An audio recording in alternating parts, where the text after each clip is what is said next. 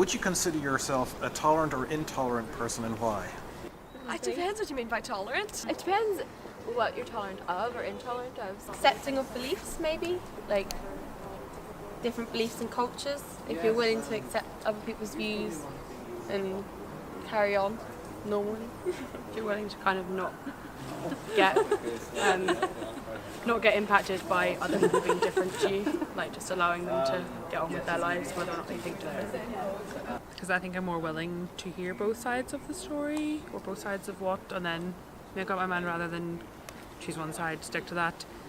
Be really narrow-minded and more kind of like open and go with the flow kind of. Yeah, it always, I guess it kind of goes with the saying there's always two sides to a story. I feel like it's just been the way I've been brought up, because my parents are very accepting of most things, so I think that's just the way they've told me to love and tolerate and live as, like all those Bible quotes, treat how you'd want to be treated yourself and blah blah. For some things you have to stand your ground for what you believe in. If you think that something is morally wrong, then absolutely not. I would see tolerance as acceptance of people, say, like LGBT people, people of ethnic minorities, people of minorities more generally. Say Jesus was invited to a society here in the university, and he was speaking on the subject of truth, sexuality and abortion. Why would you either go to listen to him, not go to listen to him, or want him disinvited? I think I would listen to him because he has a lot of wisdom, a lot of wise probably words. take whatever he says and live by that. Yeah. I would trust what he has to say, probably, because he's going to know better than us. So, I don't think he should be disinvited. I think people who want to go should go and see him. I don't think he would align with my beliefs, but if I was going along and I knew people going, I would go and listen maybe. But it wouldn't be a talk I plan to go to, and I wouldn't see it as a priority either. But it's nice to hear everyone's beliefs on everything, like as long as they're within reason. Like, Yeah, I'd be interested. I mean, I don't really believe in Jesus, but I would be interested because I honestly think he's a lot more tolerant than the majority of his supposed followers are. So I think actually he would be much more interesting. I would go just because I know primarily the Bible doesn't say anything to do with abortion as far as I'm aware. It doesn't be like, you shouldn't do that. The Bible is very about acceptance and everyone's equal, but religion has interpreted it wrong and they're preaching something completely different from what faith is. So I'd listen to what he actually said, not what they dictated down in the book.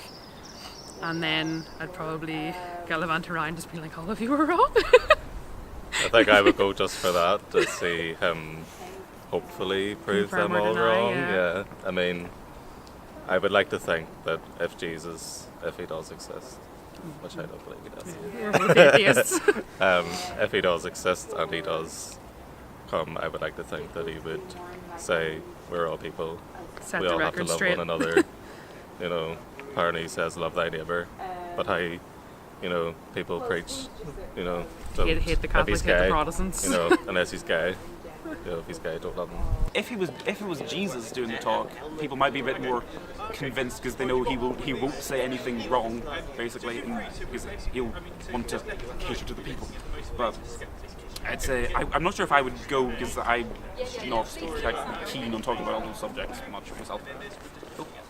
Third person. By cater to the people, like, I don't know, I don't think he would dull anything down. He wouldn't hold anything just back. Just to make other people feel more comfortable.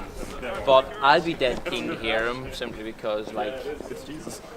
like I love Jesus. I'm a Christian myself, and I'd be like really would love to see him. I want to listen to what he says because I think it would be surprising. I think it would surprise a lot of people, not least, I would say, conservative Christians. And I respect people who say they don't believe in something for religious reasons. I have the utmost respect for that. But I have respect. I have problems when they don't show respect, they don't show compassion. I mean, we could be surprised, and maybe I would be wrong, and Jesus would turn around and say abortion is wrong, and LGBT, you know, that you know, those things are wrong. So I think the reason why I would let Jesus speak is because I think a lot of people would be surprised. So why do you think Jesus should tolerate you? I'm amazed that he does. I don't think he should. I don't think we No, I don't think he we should. don't deserve it at all. but he does, because he's a God of love and grace, and it's his mercy that allows us to be tolerable.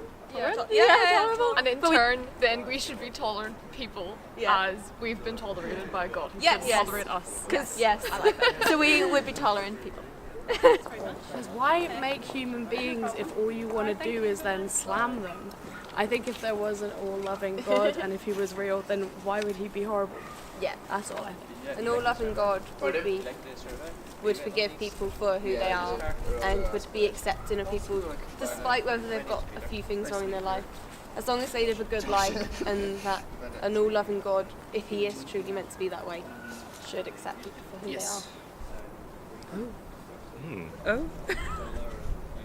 You go first. Because we are all made in his creation, in his likeness. I don't really know if he should. I can be kind of contradictory at times. Like, to anybody, when it suits, they can backtrack on what they've said. No one's ever going to live a pure any life, or they're never going to meet the I guess, like, standards that some people put into Bible and religion. Like, no one's ever going to meet that, so he probably It's not to would say not that we tolerate a lot. shouldn't try.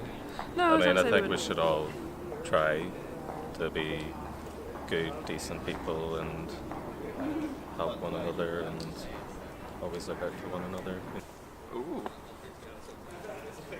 I don't think, well, I think the whole wonderful thing about the Bible story is that he doesn't have to tolerate us, but in his love, he does, and in showing that he died for us so that he could accept us instead of having to cast us away.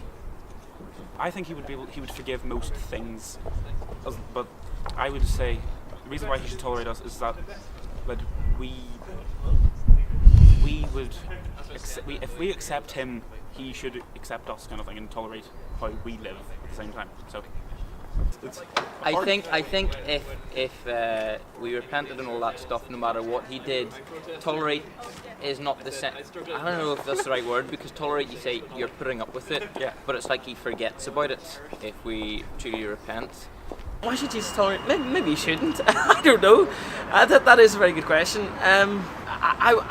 The thing I'm coming back on is that I think Jesus tolerates everyone. I mean, I think that we are all, if you were to take a biblical view on it, we're all made in his image and likeness. So I think Jesus has almost a duty to tolerate all of us. I don't know if that is, I don't know if that's entirely correct. I'm doubting myself as I say it, but I don't know. It's something I've never really thought about, to be honest with you. I do try and live my life honestly and how God, I think, would want people to live, and I try and do what's right by other people, because I think what's right by other people is what's right by God. Maybe I'm more religious than I actually thought I was, but you never know. While it was surprising that nearly all the people would go and hear Jesus, there was a lot of confusion as to what Jesus is really all about. If people were to consider Jesus, they would be very surprised by what he actually says. So why should Jesus tolerate you? Jesus' core message goes like this. You have rebelled. You reject him as your king, and he is the king. You were in deep spiritual debt, far beyond your ability to pay. Yet Jesus took your debt on himself. He paid the price on the cross as he gave his life for you, because your treachery cannot be tolerated and must be punished. He didn't do it because you deserve it. He did it because you are that precious to him. You have immense value. On the third day, the tomb was empty. His body was gone. You see, death is not the end. He conquered death. He is the life giver, the creator, the king. He not only forgives all who come to him, but by the power of his new life, he also gives them his perfect acceptability, his righteousness. He moves us from infinite debt to infinite righteousness, which he credits to our account. He does not tolerate your treachery, but he does love you. How many people do you know would do this for you? He said, I tell you the truth, whoever hears my word and believes him who sent me has eternal life and will not be condemned. He has crossed over from death to life.